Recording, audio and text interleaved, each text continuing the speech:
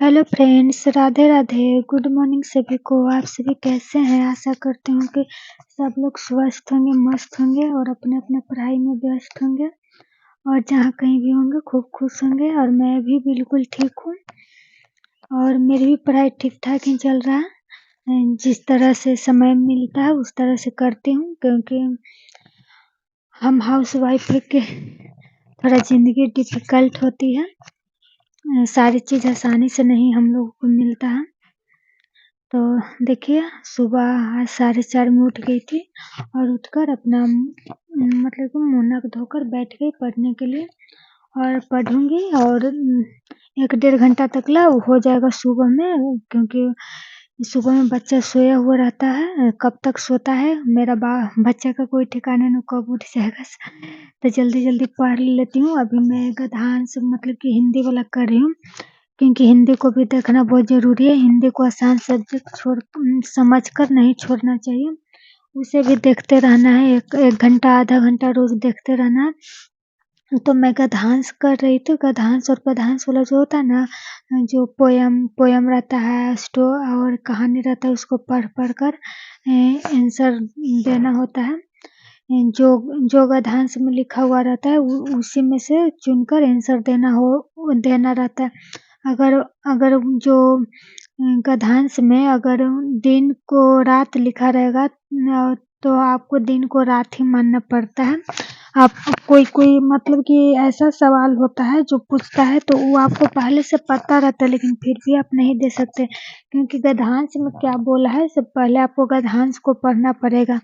क्योंकि अगर गद्यांश में दिन को रात बोला है तो आपको रात ही मानना पड़ेगा। तो कोई ऐसा नहीं कीजिएगा कि ये तो इसका आंसर ये होता है दे देंगे, तो नहीं दीजिएगा। जब गद्यांश को पढ़कर ही दीजिएगा। हाँ, कोई मतलब कि वैसा नहीं कि माने आप जो सोचे कि ये आंसर रियल में होता है, वो मतलब गद्यांश में भी रहता है, लेकिन फिर भी एक बार हमें गद्यांश को पढ़ लेना चाहिए। और देखिए, वो जो 12 का गद्यांश होता है उसमें 9 क्वेश्चंस रहता है। तो 9 क्वेश्चंस में 2-3 क्वेश्चंस जो ग्रामर से आता है। एक संधि विच्छेद आ जाएगा और एक उपसर्ग या प्रत्यय वाला दे देता है, और एक संधि विच्छेद है वो उपसर्ग या प्रत्यय, और एक और कुछ मतलब कि हाँ, पूछ देगा, कोई शब्द दे देगा, उसको रेखांकित कर देगा और पूछेगा कि ये क्या है, संज्ञा है, सर्वनाम है, क्रिया विशेषण। इसी तरह से मतलब 2-3 क्वेश्चन, 9 क्वेश्चन में से 2-3 क्वेश्चन ग्रामर का ज़रूर होता है। और बाकी जो 6 क्वेश्चंस हुआ वो जो गद्यांश में जो आप कहानी पढ़िएगा या पद्यांश जो कविता लिखा हुआ रहता है वो कहानी और कविता से ही रहता है। और एक एक तो शीर्षक पूछ लेता है। तो शीर्षक है ना कि उस कहानी में किसके बारे में मुख्य रूप से बात किया गया, उस कहानी में माने किसके बारे में चर्चा है, वही चीज़ आंसर में डालना होता है। तो मतलब कि अच्छा है, लेकिन इसको प्रैक्टिस के बिना ये भी संभव नहीं, क्योंकि प्रैक्टिस कीजिए और प्रैक्टिस करके आप पहले एक बार पढ़ लीजिए, फिर आंसर को लगाइए और आंसर लगाने के बाद फिर आंसर को मिलाइए, क्योंकि कुछ-कुछ गलत भी हो जाता है। और इसी तरह से प्रैक्टिस करते रहिएगा ना, तो फिर लास्ट में सब फिर सही होने लगेगा। तो पहले जो मतलब कि इसी तरह से इसे प्रैक्टिस वाला नहीं दिया हुआ रहता है, तो उसे आप प्रैक्टिस कीजिए और प्रैक्टिस करने के बाद तब फिर लास्ट में प्रीवियस ईयर लगाइए, क्योंकि ये सब बना लीजिएगा तो आपका मतलब कि आपको पता चल जाएगा कि कैसे बनता है, नहीं बनता है। और उसके बाद फिर आप जो प्रीवियस ईयर वाला है वो बन जाएगा। तो देखिए, अभी मैं हिंदी ही कर रही हूँ, क्योंकि सुबह एक ही सब्जेक्ट हो पाएगा, 2 सब्जेक्ट नहीं हो पाएगा, तो अभी हिंदी हिंदी ही कर रही हूँ। और पूरे अच्छी तरह से गद्यांश पद्यांश को करूँगी और कर और इसको मतलब एक गद्यांश का करूँगी, एक पद्यांश का, या 2-3 मतलब कि पैराग्राफ कर लूँगी, 2-3 गद्यांश पद्यांश मिलाकर। और उसके बाद थोड़ा यही व्याकरण पढ़ लूँगी, हिंदी व्याकरण। और फिर साथ ही जो सेट वगैरह होता है उसको लगा लूँगी। इसी में दिया हुआ रहता है सेट। बुक बुक ली हुई हूँ, मैं सीटेट वाला बुक ली हूँ, क्योंकि बुक में जो कहानी वाला ये सब मतलब गद्यांश पद्यांश होता है ना, ये सब पढ़ने में अच्छा लगता है।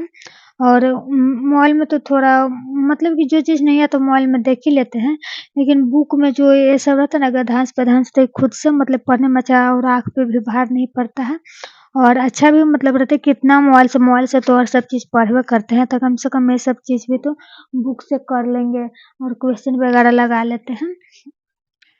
तो और हम आप लोग को भी मतलब कि सजेशन करूँगी कि बुक ज़रूर रखिए, माने कि जिस किसी भी चीज़ का ये तैयारी करें तो हर चीज़ का मतलब कि आप मतलब कि आप मतलब कि सक्षम हैं लेने में तो बुक ज़रूर ले लीजिए, क्योंकि बुक रहता है ना तो अच्छा रहता है, बुक में से देखने के लिए मोबाइल में कितना ढूँढेगा, मोबाइल में तो बहुत कुछ है, मोबाइल में तो बुक भी डाउनलोड हो जाता है, तो हर चीज़ मोबाइल से ही नहीं आदमी को करना चाहिए, अगर मतलब कि सक्षम है तो ले लीजिए और वैसे भी आजकल मतलब कि हर कोई के पास मतलब उतना भी कोई अब आजकल के ज़माना में नहीं कि उसको बुक खरीदने के लिए प्रॉब्लम होता बहुत कम ही ऐसा होगा रेयर केस जिसको जो मतलब कि सक्षम नहीं होगा, लेकिन आजकल सबके पास मतलब कि अच्छी खासी लाइफ़स्टाइल सबकी है, बहुत कम ही लोग हैं जिनका नहीं होगा, लेकिन इतना तो सक्षम ज़रूर है कि बुक खरीद सकते हैं, पेन, पेंसिल देखिए पढ़ाई के पीछे मतलब कि एजुकेशनल के पीछे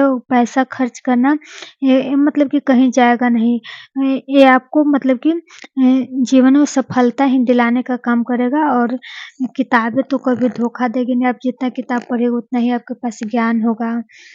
उतना ही चीज़ों की कोई ज़रूरी नहीं है कि मतलब कि इस चीज़ में नहीं हुआ तो अगला चीज़ में हर चीज़ में काम देता है और जीके जीएस तो ख़ास करके सब एग्ज़ाम में मैथ्स भी सब एग्ज़ाम में काम देता है। वो एक इसमें जो टीचिंग वाला में है ना कि पेडागोजी आता है ना जो मतलब कि और सब वन डे एग्ज़ाम है एसएससी सब में नहीं शायद एसएससी में नहीं आता है, ये टीचिंग वाला में है पेडागोजी और पेडागोजी जो है ना वो दिमाग से मतलब कि प्रश्न पढ़ के और बनाने वाला रहता है कि मतलब कि किस तरह से कैसे बच्चों को पढ़ाना है, विकलांग बच्चा ये सब मतलब कि यही सब के बारे में रहता है कि विकलांग रहेगा तो उसको किस तरह से ट्रीट करेंगे, तो यही सब चीज़ मतलब पेडागोजी में रहता है। पेडागोजी भी सिर्फ़ समझने की फेर है, अगर समझ में जाइएगा ना तो आपको पेडागोजी अच्छा लगेगा और पेडागोजी से मतलब कि पेडागोजी हर सब्जेक्ट में 15-15 नंबर का आ जाता है।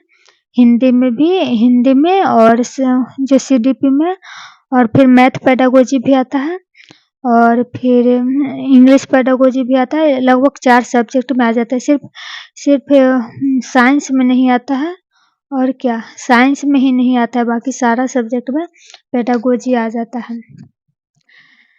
तो पेडागोजी में ज़्यादा कुछ मेहनत नहीं, सिर्फ़ समझने का फेर है, अच्छा से अगर समझिएगा ना तो वो मतलब कि बहुत अच्छा लगेगा।